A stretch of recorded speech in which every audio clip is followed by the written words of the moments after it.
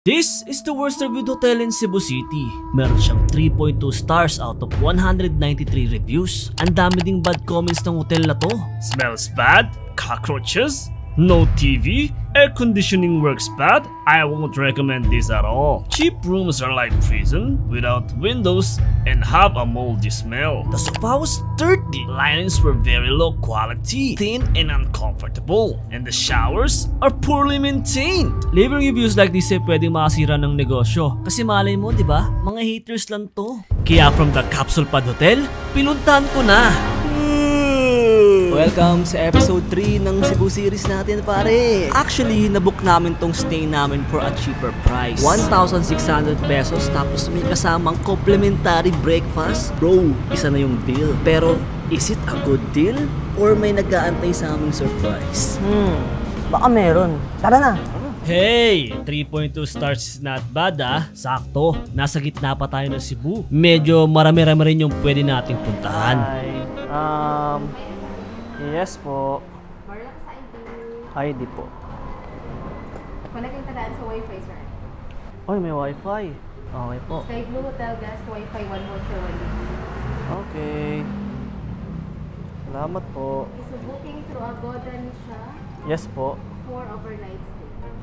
Kung sakali po ate, kasi nag-book po ako sa Agoda. 1,600 po siya. Paano po pag dito po magbo-book? Magkano po siya? Ano po? 2,000 per night. 2,000 per night. Oh, wow. Dili pa ready in yung mga room. Pwede na mo maka-wait dito sa third floor. Naara tayo waiting area sa third. Third floor po. Okay. Yung housekeeping lang po yung Assist po sa akin. Alright po. Thank you. Salamat. Third floor. Waiting room daw. Let's go.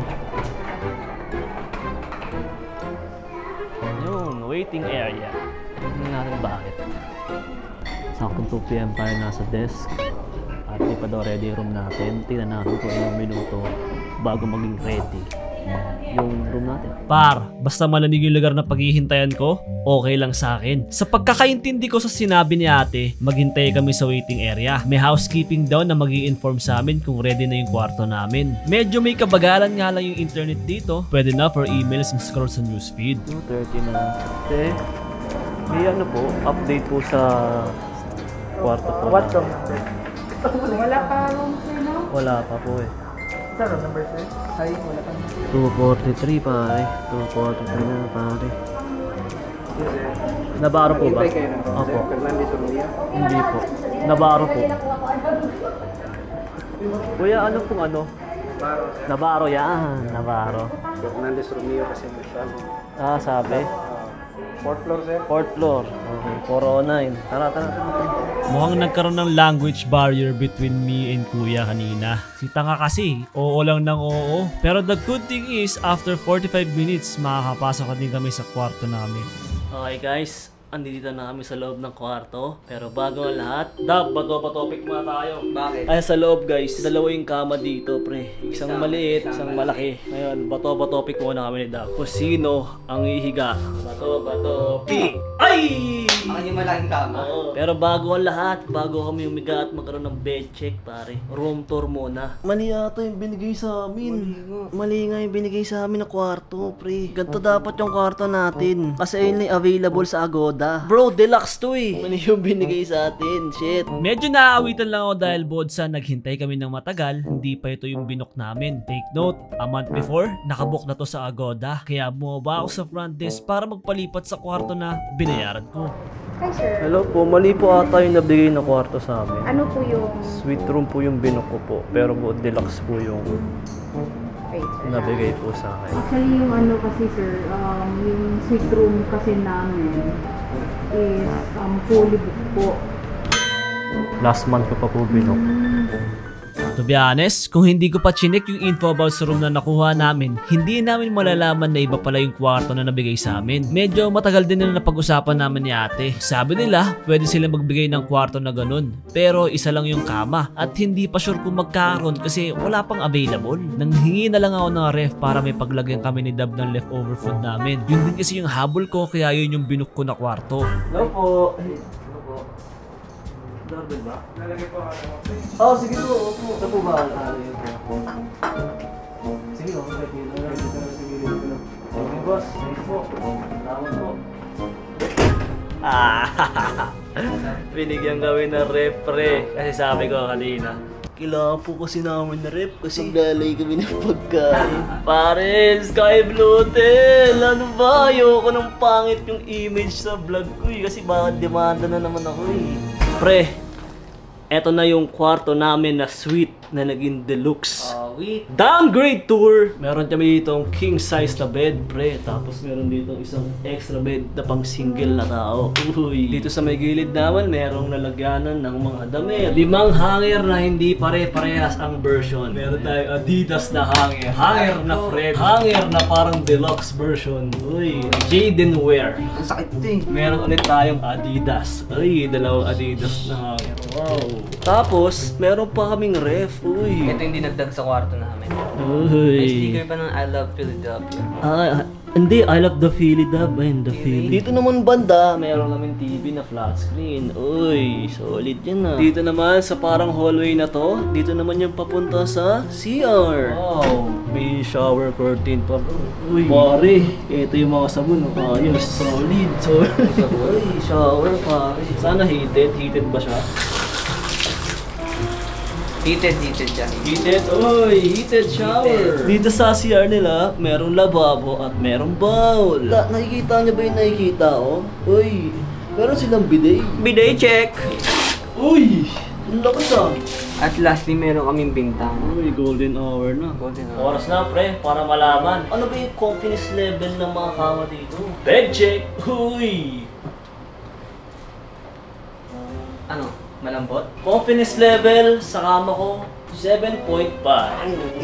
8. Mas malambot sa akin. Kumbaga, pagka humiga kami, may pagka-hardness as lalambot ko na konti. Yan na. Ito malambot na. Bukod sa toiletry sa CR, meron ding towels na provided. Meron 2 socket na hindi gumagana, but the rest, goods na. Wala rin palang basurahan dito. Ikaw na bahala dun, tol. Meron ding complimentary water, pero may mga tropa na kasama. And ang bukod tayong mapapanood mo lang sa TV ay Knowledge Channel. Since hindi gumagana yung switch ng remote, power on and off lang ang gumagana. Default channel niya guys ay Knowledge Channel. Para maiwasan mo maging bobo. Okay lang yun kasi may matalino ka. Ako kung di ka patnigdan ng maayos to pre, akala namin sirato eh. Pero may naglagay pala ng tissue bro, yun oh. Yun oh, pero gumagana siya oh. Yan si Dab. Yan, ay si Dab oh. Ay nga Dab, yan. Tingnan natin yung confidence ng kama na to. Oh, matulog muna ako Dab. Ikaw ang trip mo. I-grip lang ako saglit. Oras natin ay 6 PM pare. Kami at sabi namin na comfortable naman ang mga higaan dito sa Sky Blue Hotel. Alas 6 na dito, pre. Pero may araw pa. Parang mag-golden hour pa lang dito, pre. Ba't ganun? Shiner, ang tawag dyan ay atmospheric refraction, kung saan ang ilaw ng araw ay nagbebed dahil sa Earth's atmosphere. Kaya mukhang may araw pa kahit predicted na yung sunset. Don't fact check that, my guy. Since nasa sentro kami, medyo maraming options na food sa labas ng hotel. Pili ka na lang, pero yung napili namin, isa sa mga pinipilahan na nagtitrending na pagkain pagpunta ng Cebu. Siyempre hindi mo pwede ma-miss pre, yung pungko-pungko pre. Sakto, malapit lang siya dito sa Sky Blue Hotel. Ito ang kalaban mo lang dito pre, init. Bale ano sa akin kuya, bulaklak. Agawan talaga dito pre, as in agawan ng customer to. Puso daw to, which is rice. Kanin nila dito. Thank you. Good shit yung suka dito pre. Huwag ka pala mag-e-expect na mainit at malutong yung mga pagkain dito. Kung fan ka ng fried food at wala ka pang gout, for sure magugustuhan mo to. Pero kung hindi mo naman trip kumain sa mga ganito, around the hotel, marami pang choice na pwede mong puntahan. Diba kanina nagpalagi kami ng rep dito sa kwarto. So iniwanan namin siya kasi baka paglabas kami, magdala kami ng food dito sa loob ng kwarto para hindi mapanis, kaya lagay na lang namin sa ref. Ngayon, after a couple of hours, ayun na pa nakasaksak to pre. Wala, hindi. Wala bang on switch mo naman? Wala nga. Hindi gumagana bro. Sky Blue Hotel, hindi gumagana yung ref nyo. Ano ba yan? Oh shit. Yan, nag-ano, naka-live ako sa Instagram. Shit. Nagpanik. Alright, It is time ang inaantay ng maraming tao. Itong flashlight na to, may dalawa siyang mode. Isang regular flashlight at isang blue light. Ang blue light para, dito mo makikita yung mga hindi nakikita ng regular flashlight. This is the blue light test. Uy! Pang!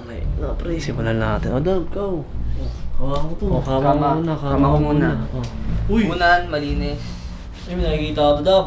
Ayun to. Kita ko to. Ano yun, no? Oh. Uy! Ano yan? Ano yung mga gamitin mo yung regular na flashlight? Uy, Wala naman, nakikita. kasi makikita.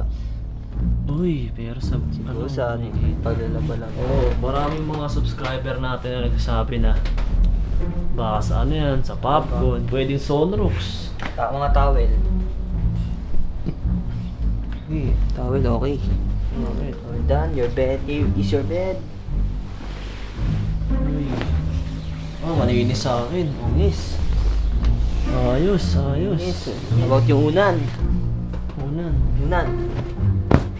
Linis unan. Linis. Yun, linis. Linis siya. Uy, yun, humane, no? Uy, humane. Ito pa, ayan. Tignan natin yung mga sahig. Uy, kortina. May kortina. Uy, wala. Baba mo. Yun, may spot. Flashlight naman. Uy, may mancha. May mancha siya. May mga mancha siya. Pero okay lang, hindi naman natin higaan yan eh. Oo nga naman. Kaya naman. Oo. Buksan ko muna. Uy, Malinis naman. baho. Tumahay ka pala, Dab. Tumahay ka pala. Uy, wala. Okay naman ang CR natin, pare. Okay.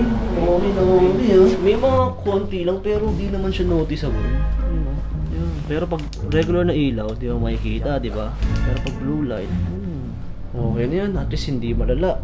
Okay guys, oras na para matulog, pre. Oras natin ay 12:20 AM. So matutulog na kami kasi mamaya 6 AM to 10 AM meron kaming free breakfast. Yes, Tulog na kami guys. Ayun na lang yung kailangan nating matignan dito sa Sky Blue Hotel. So bounce na tayo. Tulog na tayo. Good morning from Cebu City's worst reviewed hotel. Oh my god. Ito yung aircon. Ang lamig. Tagus buto pre. Sobrang lamig. Oras natin na 8:25 AM. Punta na tayo sa cafe nila sa 3rd floor. At meron daw doon nag-aantay sa aming breakfast. Tara Dab, tara.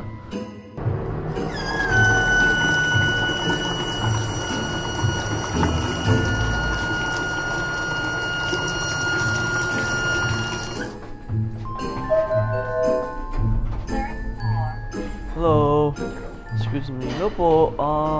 Avail po namin from 4:09 yung complimentary breakfast po namin. Under Shanner. Navarro. Yes po. Choices for complimentary breakfast or Tocino for you. Tosino po sa akin. Tocino and coffee po kayo. Opo, coffee po sa Brewed akin. coffee po yung ano sir. Opo. Looking forward daw sa breakfast since kahit anong room pala na i-avail mo, meron na siyang kasamang complimentary breakfast, which is good. Nakalimutan ko sabihin na itong waiting area nila parang cafeteria na din since pwede ka na din umorder dito ng food habang naghihintay ka. Ay, sarap. Tosino. Tosilog. Corny po na sa akin. Ay.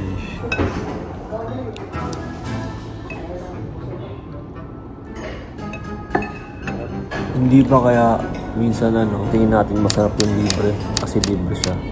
Di ba ganun? Masarap siya kasi libre. Di ba kaya masarap ang libre kasi libre siya?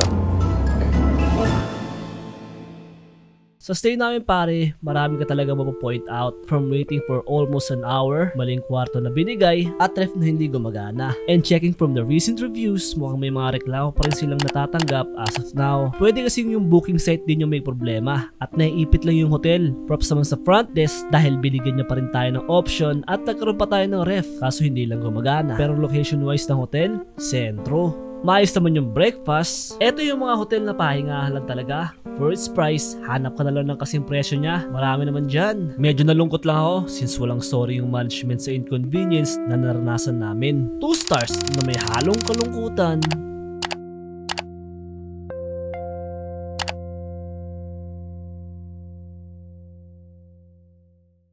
And that's it for this video pare. Maraming salamat sa panonood. Sa araw na pinost natin tong video na to, September 13, niyanig ang Cebu ng magnitude 6.9 na lindol. Kung meron man ako mga subscribers din sa Cebu, please mag-ingat po kayo. Sa mga may nais magbigay ng donasyon sa mga naapektuhan ng lindol, yung mga nakikita nyo po ngayon sa screen, pwede po kayo mag-donate dyan. And shoutout kay Danny G at kay Falsetto Mike. Every week meron akong 2 subscriber na sinashoutout. All you need to do is comment down below, Shanner, the hotel reviewer. And also, follow mo ako sa IG para updated ka sa mga behind the scenes ng vlogs natin. At kung nagtataka ka pre, Shanner, ba't yung ka lang nag-upload?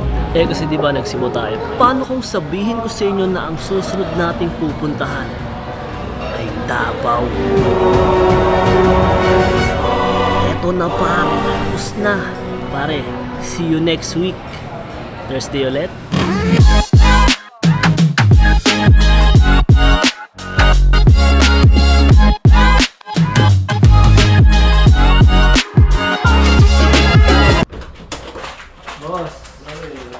Di po siya gumagana, kanina po nakasaksak eh. Pero na-charge yun dito. Opo, nakapag-charge po ako. Pero okay na, wala po kami malalagay. Kasi matulog na po kami. Sa alis na po kami bukas. Perfect!